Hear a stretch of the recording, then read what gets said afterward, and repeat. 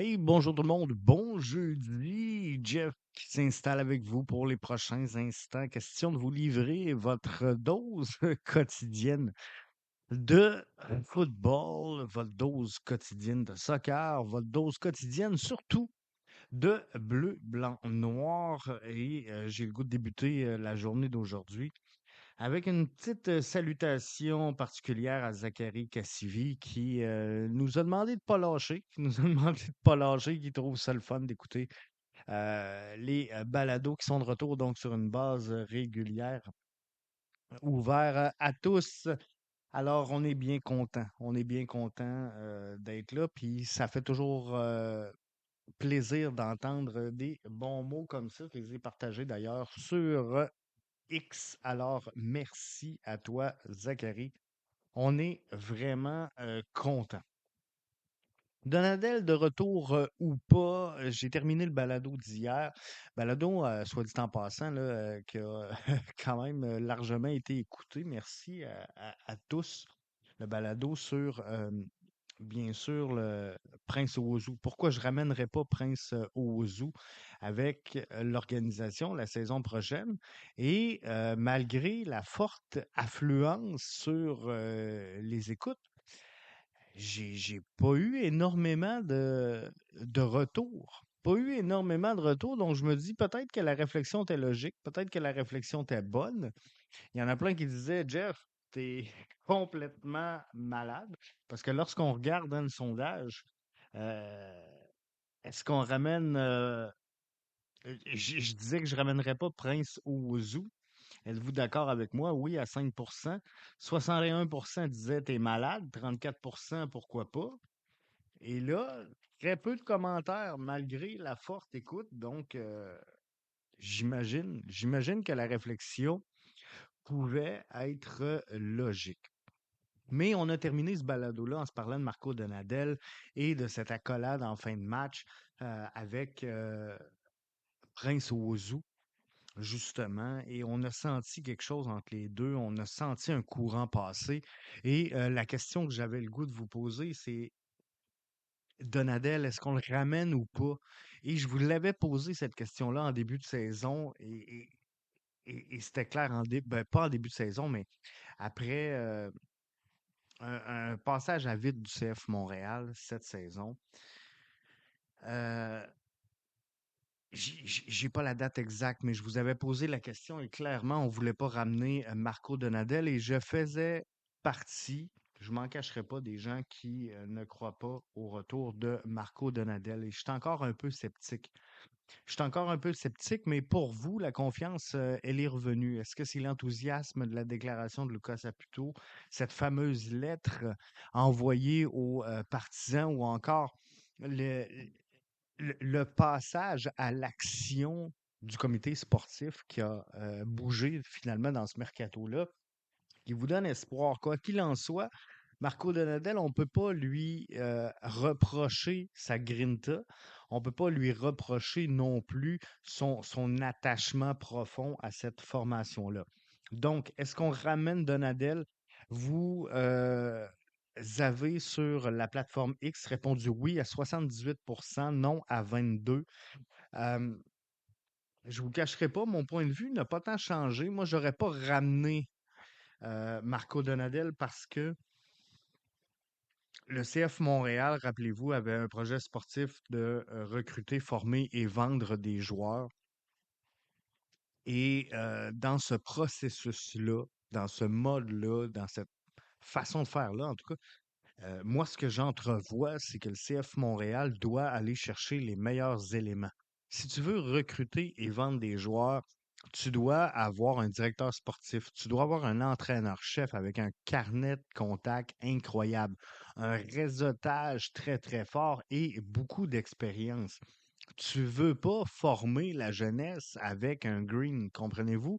Tu veux pas mettre quelqu'un d'inexpérimenté derrière ton banc pour dire, regarde, c'est toi qui vas avoir la prise en charge d'une des plus jeunes formations de tout le circuit de la MLS. Donc, pour moi, ça faisait pas de sens. Mais là, si on fait des investissements massifs, les choses ont un peu changé, ce qui a fait évoluer mon point de vue. Si on fait des choix un peu plus sensés, on va chercher des gars. euh, je ne veux pas parler de plus de maturité ou plus d'expérience, mais visiblement, si on investit davantage, on risque de mettre la main sur des joueurs avec un QI soccer peut-être un peu plus élevé, ce qui fait que peut-être que Marco Donadel pourrait tirer son épingle du jeu. Euh, Wilfried Nancy l'a fait avec très peu d'expérience et a connu un succès. Et je pense qu'il faut que les entraîneurs-chefs euh, qui connaîtront du succès demain prennent de l'expérience à quelque part. Donc, peut-être que c'est la bonne place pour Marco Donadel derrière le banc. Donc, on s'en reparlera lorsque ça viendra le moment. Ça va venir plus rapidement qu'on pense, mais lorsque viendra le moment de tracer le bilan de cette saison-là, on va regarder tout ça. Je vous rappelle que demain, c'est notre balado d'avant-match. CF Montréal qui affronte Toronto, ça risque d'être intéressant. Où on pourrait voir là, un quatuor offensif vraiment intéressant avec les débuts de notre nouveau venu, avec Escobar, avec Sinchuk derrière Prince Owusu. Ça risque d'être de quoi de très énergique. On a vu beaucoup de verticalité lors du dernier match et je pense que ça peut être intéressant. Donc, on va s'en parler de quoi pourra avoir l'air la formation. On s'en parle dans le balado de demain, balado d'avant-match. Je vous rappelle que Sébastien Bouffard sera sur place pour aller voir le match fan inconditionnel du CF Montréal, membre des 1642. Donc, il m'a promis de me faire un petit résumé de son expérience, de son passage à Toronto. Donc, je vais, si bien sûr il me l'accorde, je vais lui demander la permission, mais je vais partager cette expérience-là avec vous autres par après. Quelques nouvelles en rafale avant de vous laisser aller. Sunusi Ibrahim en Championship, ça circule encore. Swansea City serait dans la course présentement également pour mettre la main sur ce qui est encore un jeune attaquant qui pourrait éventuellement exploser là, en ayant des minutes de jeu. Mais pour Montréal, je pense que c'est terminé dans le cas de Sunusi Ibrahim et qu'il faudra tourner la page sur le projet qui n'aura jamais abouti. Miami-Orlando en Leagues Cup, un doublé de Lionel Messi conduit à la victoire de 3-1 de l'Inter de Miami. Orlando évoluait sur un carton rouge après avoir pris les devants après la première mi-temps 1-0. Deux buts de Léo Messi dans cette rencontre-là. Un sur penalty à 76e minute et un sur une phase de jeu quand même relativement intéressante à regarder. On est à la 88e et Telasco qui marque à la 91e pour venir clore ce match-là. Donc, en Leagues Cup, Miami qui bat Orlando, c'était un derby dans ce cas-là. Owen Graham Roach est avec la sélection canadienne U17.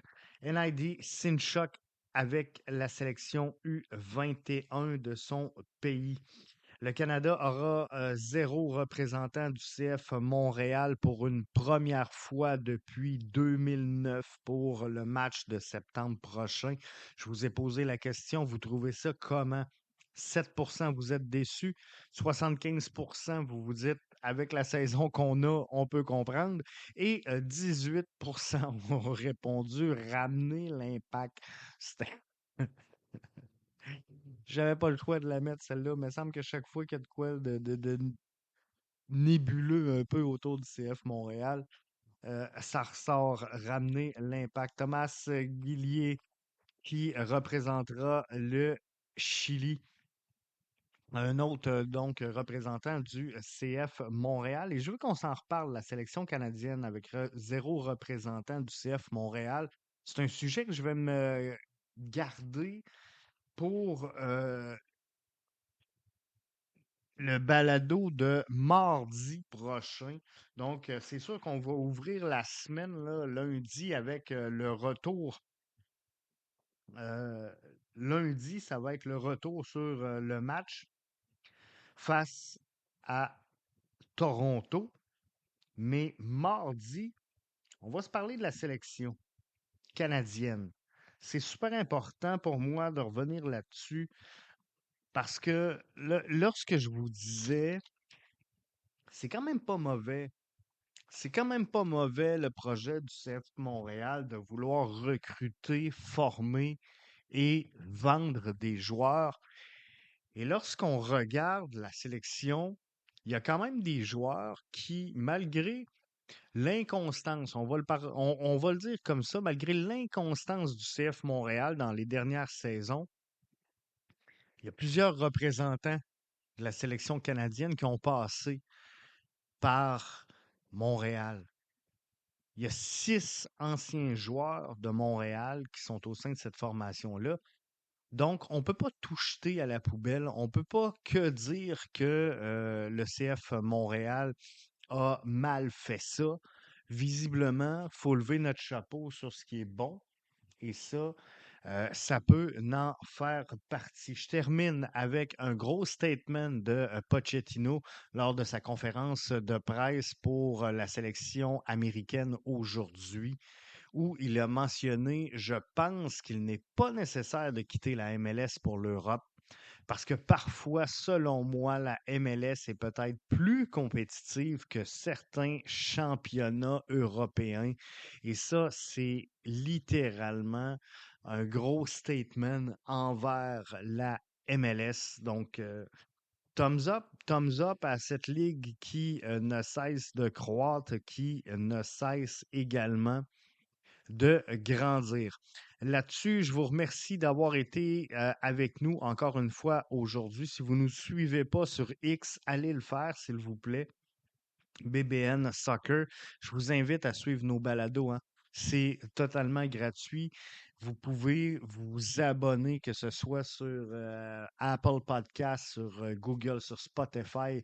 Nommez la plateforme que vous voulez. C'est sûr qu'on est là. Donc, recherchez BBN Soccer. Et surtout, si vous voulez m'aider, si vous voulez me donner un bon coup de main, faites juste commenter, faites juste partager et ce sera très apprécié. Donc là-dessus, je vous souhaite de passer un excellent jeudi.